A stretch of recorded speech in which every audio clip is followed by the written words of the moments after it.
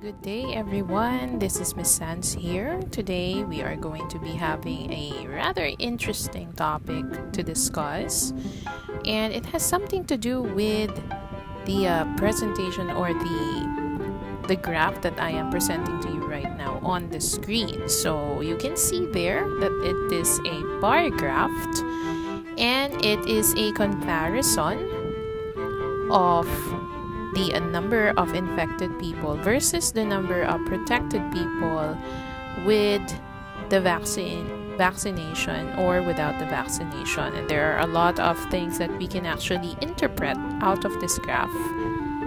And it's important that we know how to interpret them prior to presenting them through a graph like this one. So before we can actually do a proper presentation of it, we need to discuss first our basic research concepts. So this will be our topic for this synchronous class, and I will be now introducing to you the concepts of research. So everything about research, everything that falls under the sun in terms of research concepts. So for our objectives, first, give full understanding of the basic concepts in research. Second, realize the importance of researching and its results for improvement of our lives. Third, prepare for researching for future references by answering questions. So what is research? Let's first take a look at the stages before we actually define it. No? So research has something to do with writing or thinking of a problem, reading about literature related to the topic that we've chosen, hypothesizing or coming up with an educated guess, and then for the fourth one, we are going to do research. We're going to do a little bit of looking for answers. How are we going to do that? Based on the methodology that we are going to follow. We're going to look for resources in order to support our hypothesis. And then for the final part, we are going to give a conclusion. So we're going to interpret at the same time, give the final result of what we have researched about. So there are two ways as to how we can look at research as a way of thinking. First, it develops logical and rational thinking. So it brings out from you how you can think rationally, how you can think logically. So you're thinking outside of the box.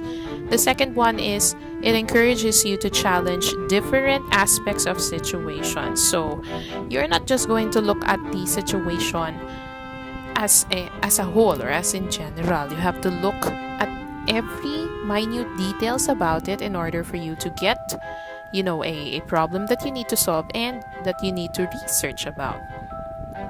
So what are the characteristics of a research study? First, it should be controlled. The study must be set up in such a way that it either minimizes or quantifies the effects of factors affecting the relationship. Next, research should be rigorous. The researcher must be scrupulous in ensuring that the procedures are relevant, appropriate, and justified. Third, a research should be systematic, which means that the procedures follow certain logical sequence. Fourth, research should be valid and verifiable. Your conclusions are based on correct findings, and the findings can be verified by others. Next, research should be empirical. The conclusions are based on hard evidence, real-life situations, and observations. And lastly, research should be critical. So the process of investigations must be both foolproof and free from any drawbacks. So you have to take these things into consideration when you are doing research. Mode of inquiry perspective. So what do we mean by this?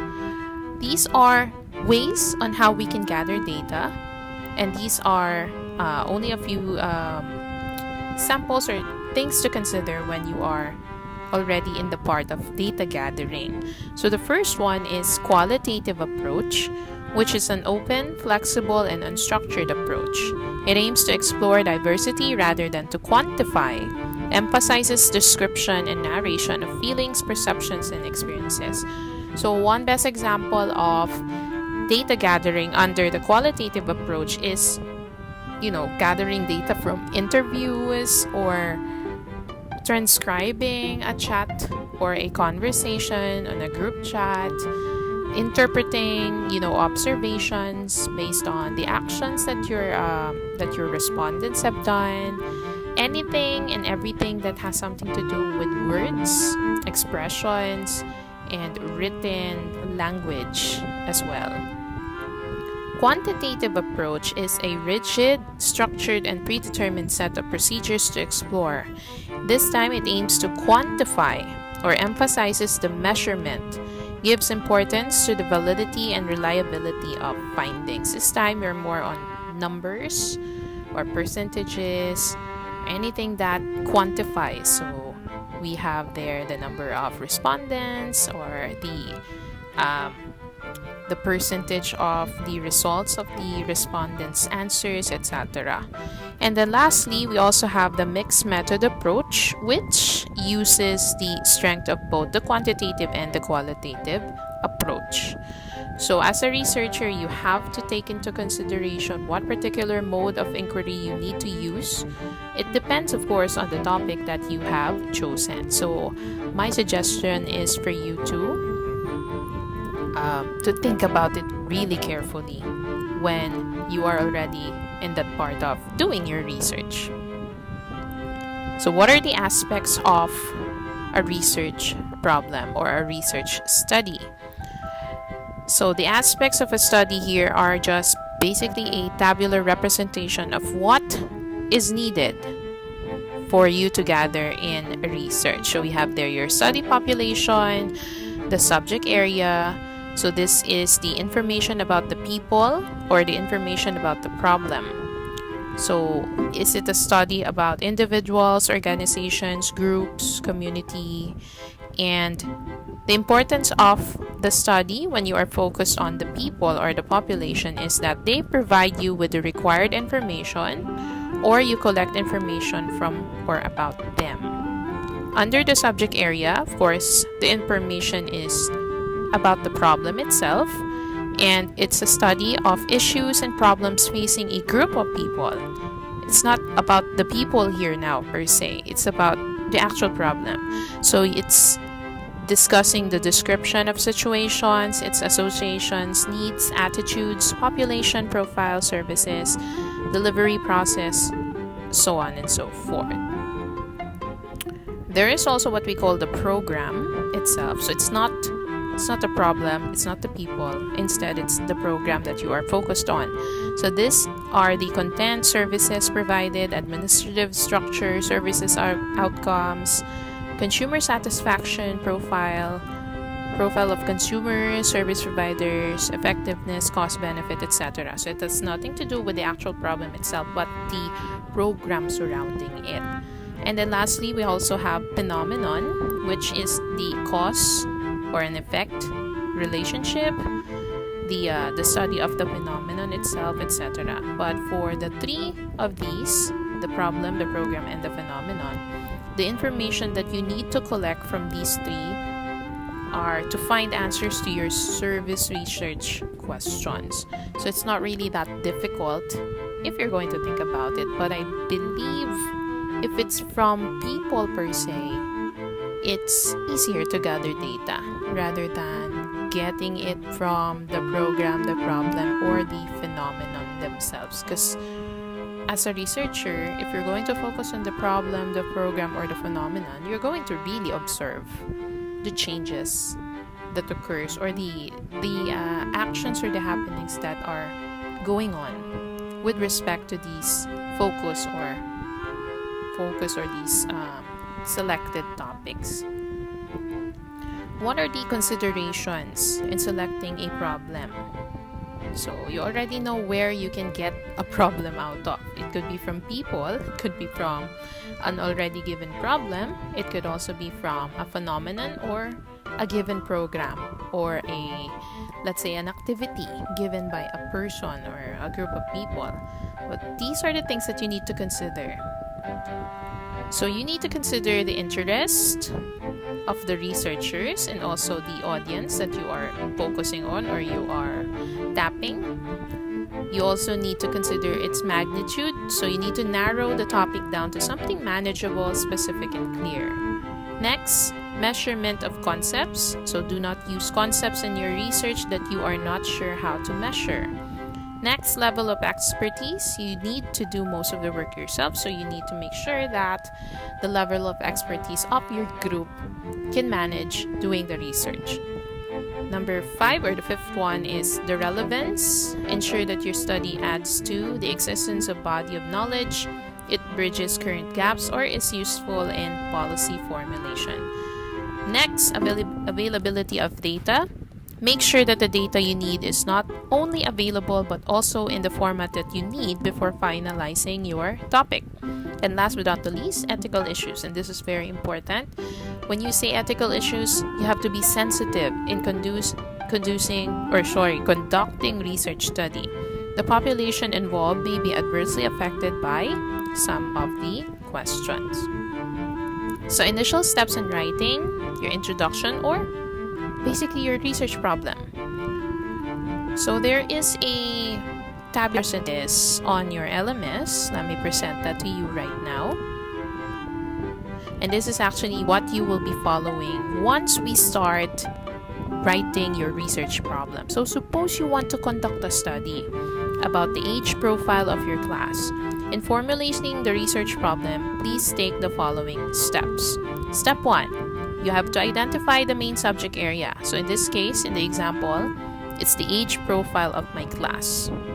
Step 2, dissect into sub-areas. So you're going to dissect that subject area into smaller sub-areas. Number 1, the profile of my classmates. Number 2, the age gap among my classmates. Number 3, number of male and female students in my class. Number 4, the interest of my classmates based on their age. 5, the interest of my male classmates. And 6, the interest of my female classmates. So from one subject area, you were able to create 6 sub-areas. Step 3, you're going to choose the sub-area that is interesting for the group. So in this case, it's the older gender in my class. Step 4, raise research questions.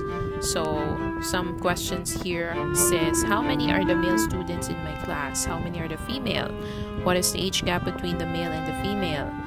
Who is the older gender in my class? So on and so forth. And finally, number 5, this is the time that you are going to formulate your objectives. So the objectives is divided into 2, from the main objective and to the specific objective. So there will be a file or a Word document of this that is going to be sent to you the moment we give you the go signal to do your research problem. And don't worry, we're going to give you the step-by-step process as to how you're going to start writing your research. And hopefully it will be finished by the end of the school year. Well, at least, I guess the main purpose of teaching or discussing this with you guys is for you to be aware already as to why we need to do research and why we need to conduct research. And before we actually know the answers to those questions, you need to know first the concepts or the information needed in order for you to write a really good research output. Last but not least for our discussion is the hypothesis. So the hypothesis is a proposition that is stated in a testable form and that it predicts a particular relationship between 2 or more variables. In other words, if we think that a relationship exists, we first state it as a hypothesis and then test the hypothesis in the field. So it's very important that a research has an hypothesis. So this is what we call your educated guess. Without your problem, you cannot think of a solution without your hypothesis. And the very use or the very function of a hypothesis in a research is for you to be able to test it in order to prove what you are trying to say about the topic that you have researched about. So in this case, The average age of the male students in this class is higher than that of the female students. If you're going to look at this sample hypothesis, you would know that there are two variables: the age of the male students and the age of the female students. Your hypothesis here is that the male student's age is higher than that of the female students. But before you can know what type of hypothesis this is, you need to know first its characteristics. So a characteristics of a simple hypothesis is that it's simple, specific, and conceptually clear. So in our sample, the above hypothesis is clear, specific, and easy to test. It tells you what you're attempting to compare. So usually in a hypothesis, there is comparison going on. And this is population groups are being compared in this case. So what are the types of hypotheses that we need to take into consideration in writing one or in writing our own hypothesis? So we have first your research hypothesis, and the three hypotheses under it are the hypothesis of difference, which states that there will be a difference but does not specify the magnitude. Second, hypothesis of point prevalence, states the likely outcome in quantitative units. And third is hypothesis of association. This stipulates the extent of the relationship in terms of the effect of different treatment or groups on dependent variables. So usually these are used for scientific types of research, like your investigative projects, etc.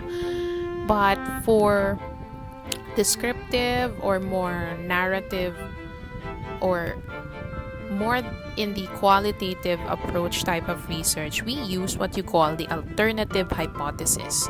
Its main function is to specify the relationship that will be considered as true in case the research hypothesis proves to be wrong.